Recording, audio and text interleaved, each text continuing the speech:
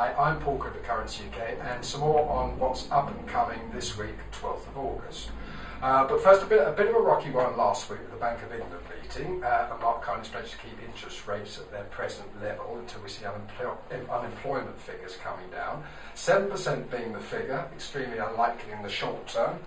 But the speech has been viewed as good news across the board, and we now see something resembling forward guidance, not seen during the previous governor's reign.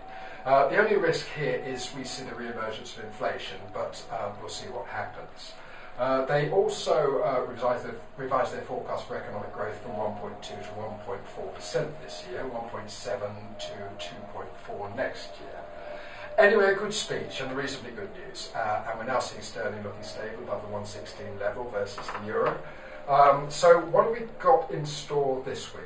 Well, there's two sets of data coming out. Two sets of data to watch out for. Tuesday, 8:30, the Consumer Price Index, and Wednesday morning, same time, the claimant count.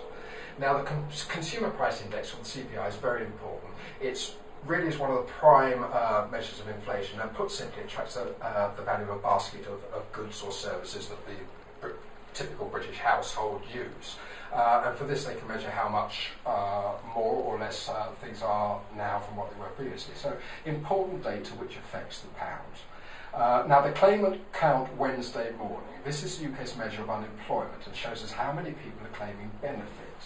The interesting point here is that although higher unemployment is good, higher job growth accompanies economic expansion and could spark inflation. So as the rate of employment goes up, so does inflation, and that's when interest rates move up. So good in one way, not so good in another. And this is a typical example of when rates move the opposite way to what we expect. Finally, for those buying or selling the euro, there's a whole bunch of CPI numbers coming out of France and Germany on Tuesday and Wednesday.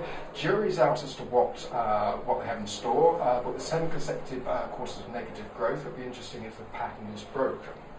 Well, that's about it for the coming week. Any questions or for a rate quote, do feel free to give us a call. In the meantime, have a great week.